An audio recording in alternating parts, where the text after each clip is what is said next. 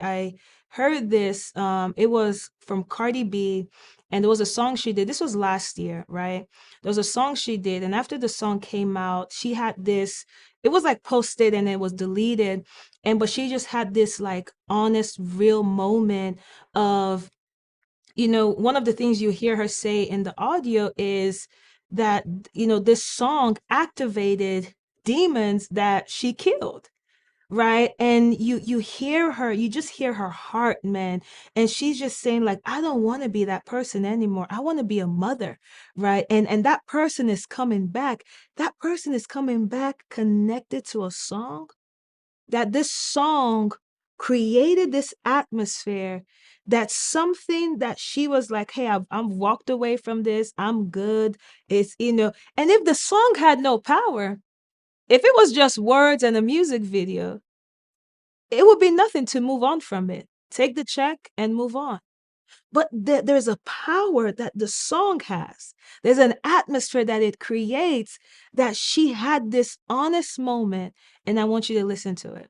I've been having these weird feelings lately, and that's kind of why I didn't want to do this song, Shake It, or like any drill songs, because it's like these songs are activating like these demons that I killed. You know what I'm saying? Like, I don't want to be that girl anymore. Like, like I just want to be a mother. You know what I'm saying? Like, I don't want to be that old Cardi anymore.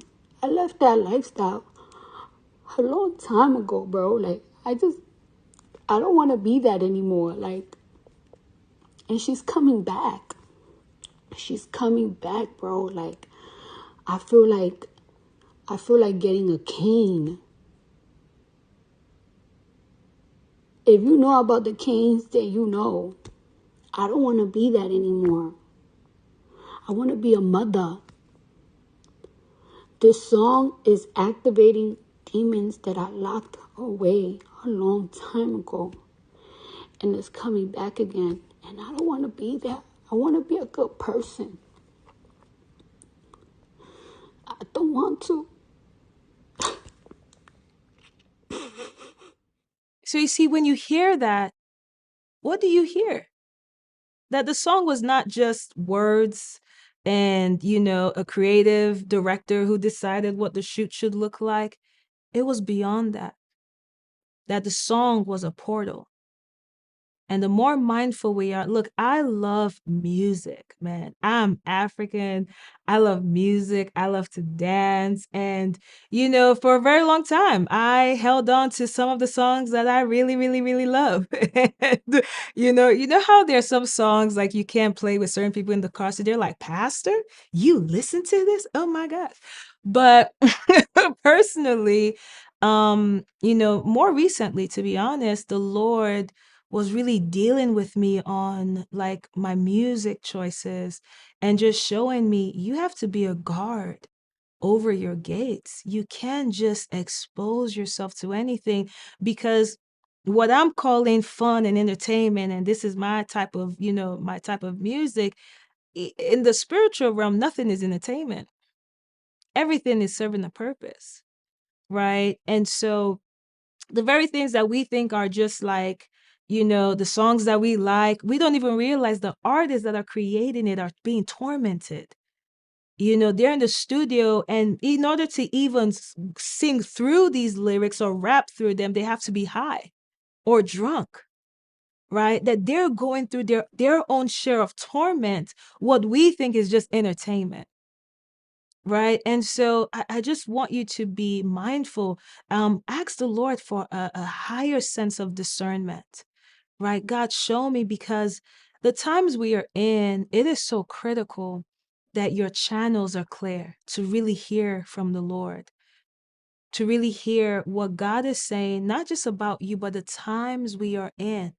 Right. We have entered some very shaky times in our world, very shaky. And you don't want to be awakened to it or aware of it when it manifests. You want to know ahead of time. So you make your decisions from a proactive place with God. right? There's a reason why biblically only a few people are considered friends of God.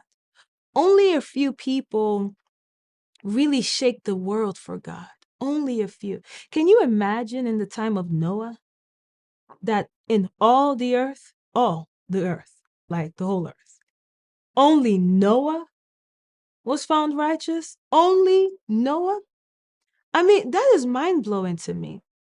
But if we're honest, these are the times we're in.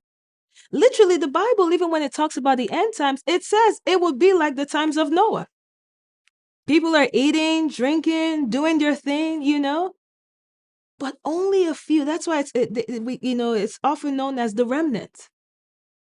And why is that? Because only a few are really willing to pick up their cross and walk. It's costly. It's nothing that is it's not cheap. It's not light work. It's costly. It pays something to really know God and to really walk with Jesus. But here is the lie of the enemy. We think it's a cost we were not supposed to pay. We were created to pay it. We were designed to carry our own cross. The highest and truest version of us is in the spirit. We were created to know God in spirit and in truth. Everything else are all distractions. The real you desires God above anything else. The real you.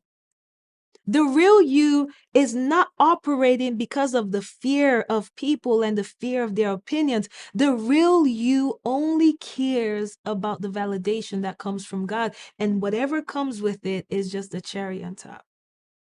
Can you imagine what Daniel must have known about God? That he was willing to go into a lion's den. He was willing to be killed as a result of saying, no, I'm not going to bow down to your idols. There's something I know about God. There's a walk I have with God that was worth my life. That is mind blowing, right? It's for me, it's a place I'm still getting to. What I'm asking you to do is where I am with God constantly. God, search my heart. Show me the areas where I've believed lies. Show me the areas where I've been more afraid of people than of you. Show me the areas where I have made people idols in my life and neglected your voice, because that is not the truest version of me. I want to be who you say I am. Right. And I'm sharing this with you so you don't think that this is work that is outside of you. This is work that is authentic to you. Being disciplined in these ways, being mindful and watchful and guarding your temple, because you recognize that you are treasure. And you can't just let trash mix with treasure. You can't just let anything in, because of deception.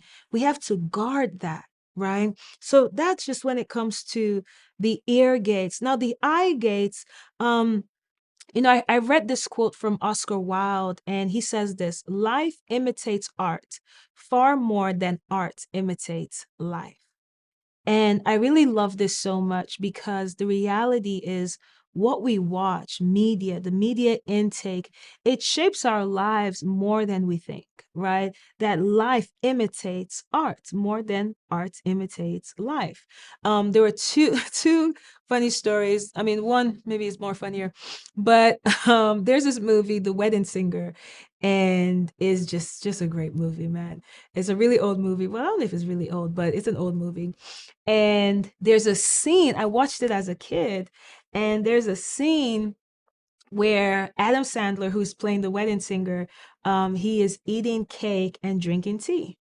And from childhood, I eat cake and drink tea. If I have the opportunity to have cake at home, I'm gonna make tea with it before I start eating it.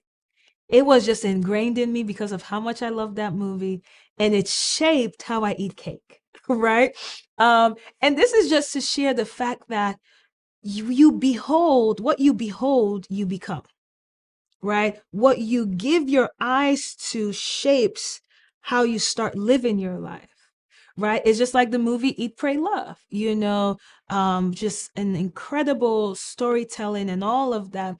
But I remember when I watched that movie, and I was in a place in my life where, the Lord had told me to do some things that I just felt like stagnant. I'm like, God, like, what am I doing with my life right now? Like, I just feel like the instruction you gave me, I don't see progress. I don't see how this is moving me forward because I couldn't see the fullness of what God saw from his perspective. And when I watched Eat, Pray, Love, I was so inspired. And I remember calling my mom. I said, Mom, you know what? I'm moving back to Nigeria. And at the time too, she was actually, really on me, like, Stephanie, what are you doing? You should move back. And I said, fine, you win. I'm going to move back to Nigeria. I said, but first, I'm going to stop in Italy and then make another pit stop to Bali. And then I will come back. And I was convinced that I am going to have an eat, pray, love journey. I was like, Mom, and literally, when I tell you, I'm not even kidding you. So in the movie, if you've ever watched it, there's a scene where Julia Roberts is like, I don't even like taste food anymore. Like, when was the last time, you like talking about like enjoying your food or tasting food? And I literally had that same conversation. I remember calling my brother. I said, I don't even taste food anymore, I want pasta from Italy. I want to feel my food. And so I literally would like go to a restaurant. This is so wild. I'll go to a restaurant and order food, and I'm like, I can't even taste it. I have lost the passion for food. I need to go to Italy. I was, when I tell you that nothing could shake off this conviction, I said, yeah, I need to explore. I need to feel life again. And I think the Lord just had mercy on me because not too long after that, probably was the next night after I had that conversation with my mom, the Lord encountered me in a dream to steer me back on course and showing me I am the one that gave you this instruction. And if you will stay the course, you would see everything I said. And I woke up from that dream and I was in tears. And I was like, okay, God, I'm going to stay the course. But why am I sharing this? Because when I watched this film, something was also interacting with me, telling me, hey, just go on this trip. And I thought it was me talking to myself. I said, you know what, I need to go to Italy. I need to go to Bali. I need to just whoo. And if the Lord did not encounter me, I would not even be here in front of you. I have no clue what my life would look like right now. Because after all of that, I would have found myself in Nigeria, and I don't know what that would have looked like in this moment. Because the reality is that that was nothing like what it was nothing connected to the truth of my life, right? My husband always says something. He says, speed is not an advantage when you're going in the wrong direction. And what I love about that is sometimes we get so impulsive through our emotions. When we watch something, we hear something, and then we get impulsive, like, oh, I need to go. This is what I'm supposed to do. And we don't slow down to actually ask the Lord, this impulsive decision, is it inspired by you or is it suggested by someone else? Because running fast, speed is not an advantage if you are in the wrong direction. It's not. And so I'm sharing this to say, guard your emotions when you're watching television. It's not, I love TV. I have a list of shows that I enjoy.